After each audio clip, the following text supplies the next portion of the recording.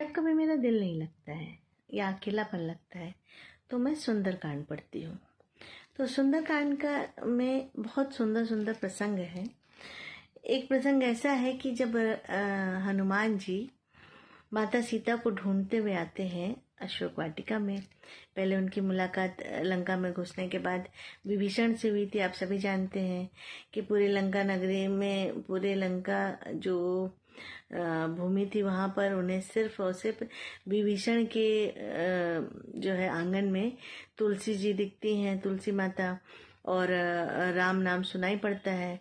तो वे जो है विभीषण से मिलते हैं। विभीषण बोलते हैं कि मैं जो है राम भक्त हूँ, और अपनी सारी बातें कहते हैं और संदेशा भी देते हैं रामचंद्र जी के लिए। फिर वही बताते हैं सीता माता का पता कि हाँ, रावण ने जो है ऐसे ऐसे अशोक वाटिका में माता सीता को कैद कर रखा है। तो क्या कहते हैं, हनुमान जी पहुँचते हैं अशोक वाटिका में। वहाँ छिपकर जो है सूक्ष्म रूप में अपने बैठते हैं।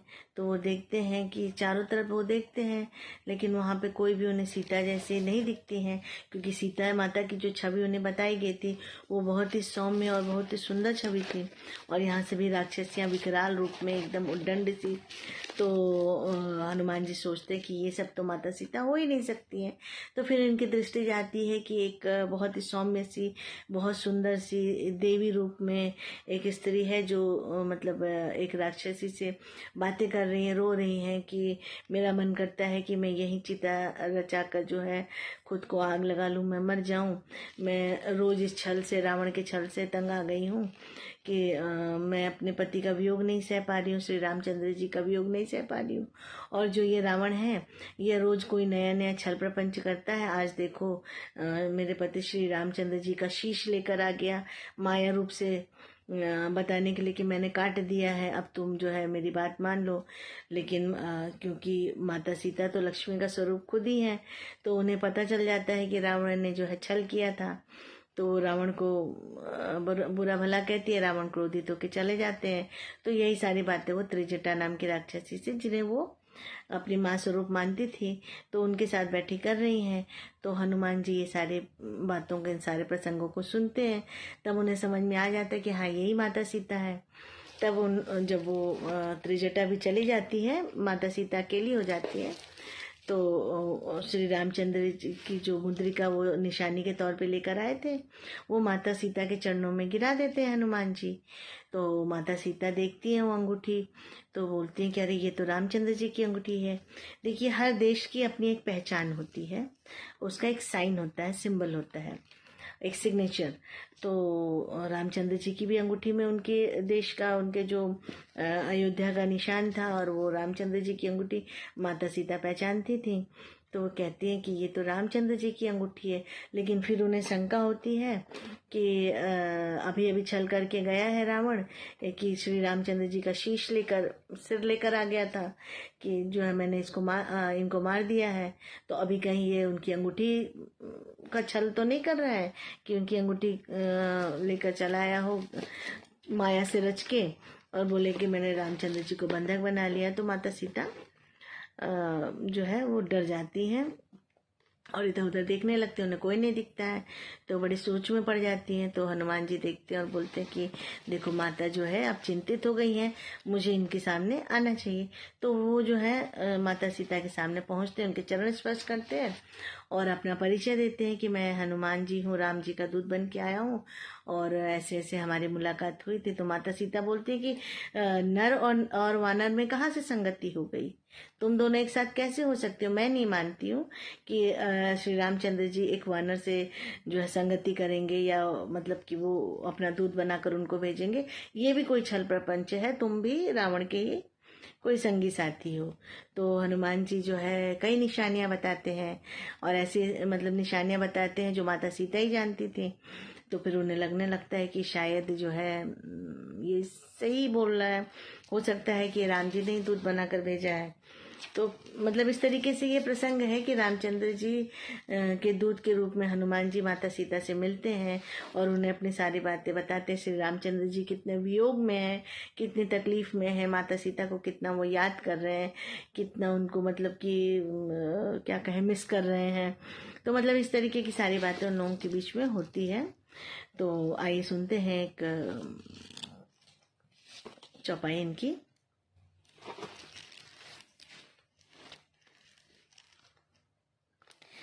कपि कर हृदय विचार दिन ही, नहीं यहाँ से सुनाती हूँ। त्रिजटासन बोली कर जोरी, मातु विपत्ति संगनी तय मोरी। माता सीता जो है त्रिजटा राक्षसी से हाथ जोड़ कर बोलती है कि आप मेरी माँ के समान हैं। तजो देहु करो बेगी उपाय, दूसरे विरहु अब नहीं सही जाई। आप मेरे मतलब व्यथा को सुनिए और ये विरह अब मुझसे नहीं सहा जा रहा है, कोई उपाय कीजिए। आप मुझे जो है मतलब कि एक तरीके से कहते हैं कि मुझे बंदोबस्त कर दीजिए कि आनी काठू रचु चिता बनाई, मातु अनल मोने पुनि देही लगाई। मुझे मतलब अग्नि के हवाले कर दो और मुझे चिता बना के दे दो। सत्य करहि मम प्रीति सयानी, सुने को श्रवण सूल समबानी।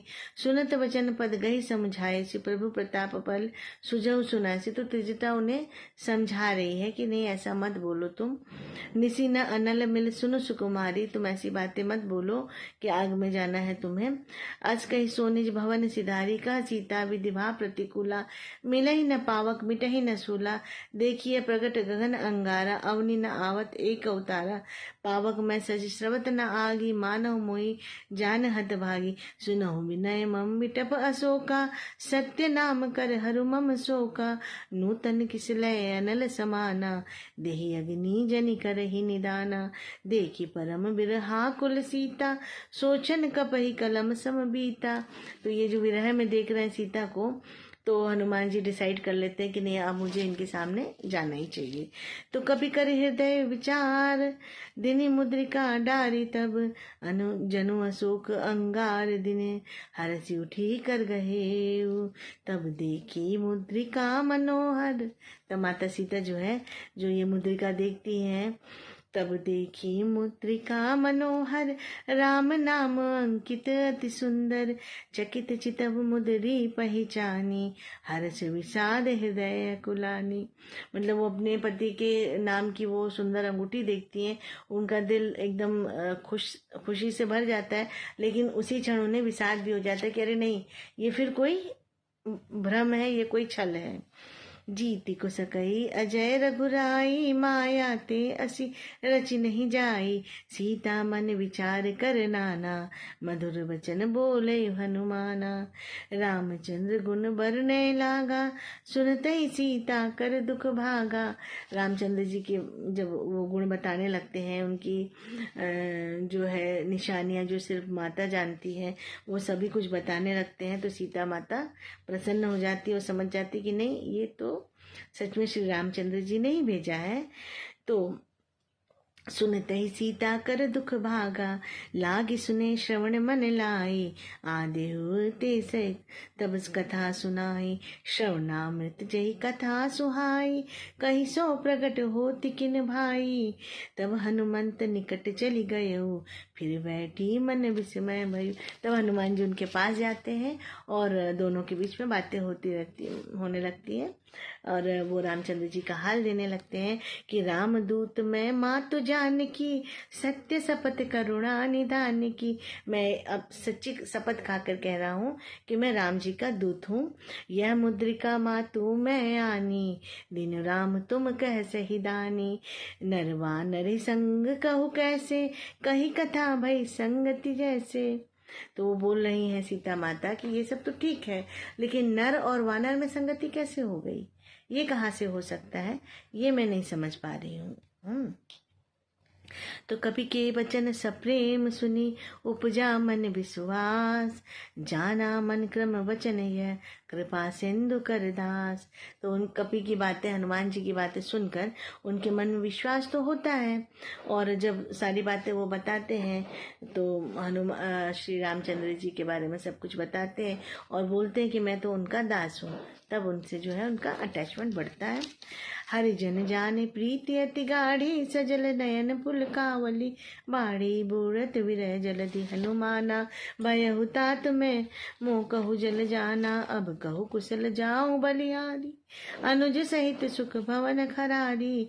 कोमल चित कृपाल रघुराई, कभी कही हेतु धरि निठुराई। सहज बानी सेवक सुखदायक, कबहुक सुरति करत रघुनायक। कबहु नयन मम शीतल ताता, होई निरखि श्याम मृदु गाता। तो इस तरीके से रामचंद्र जी और हनुमान जी और माता सीता के भी संवाद चलते हैं और एक दूसरे की जो है बातों को समझते हैं। माता सीता की शंकाओं का हनुमान जी समाधान करते हैं और तब माता सीता आश्वस्त होती हैं, लेकिन फिर भी अभी उनके मन में बहुत सारे संदेह हैं। रघुपति कर संदेशु अब, सुनु जननी धरि धीर। अस कही कपि गद गद भयो, भरे निरो विलोचन नीर। तो अब माता सीता क्या कह रही हैं कि जो रघुबीर हो तिस पाई, करते नहीं विलम्ब रघुराई।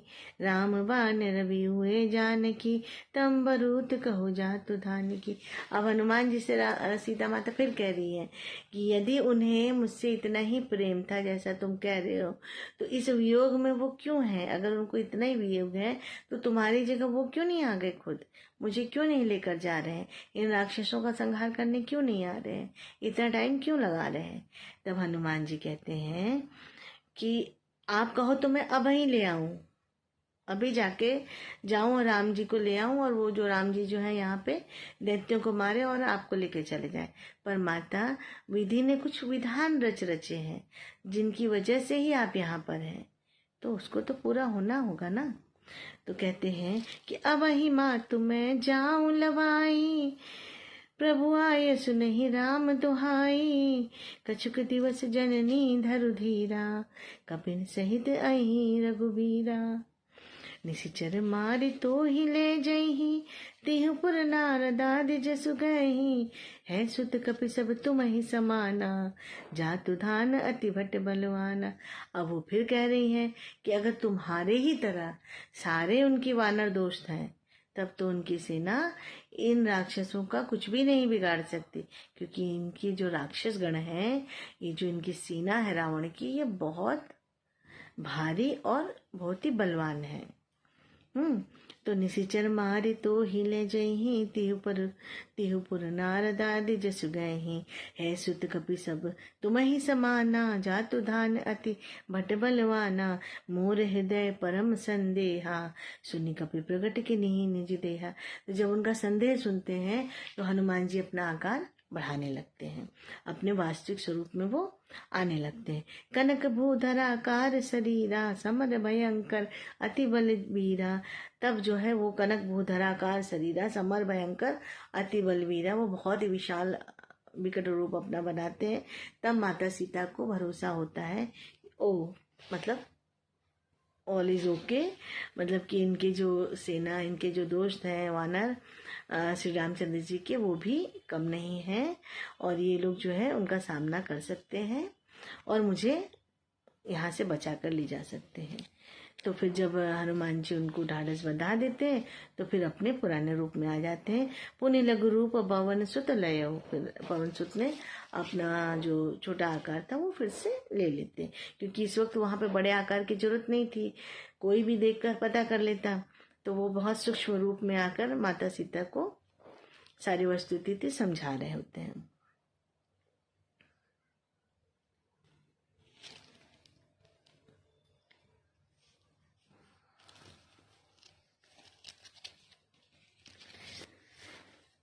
देखी बुद्धि बल निपुण, सुन माता शाखा मृग नहीं, बल बुद्धि विशाल। प्रभु प्रताप ते गढ़ रही, खाए परम लघु ब्याल।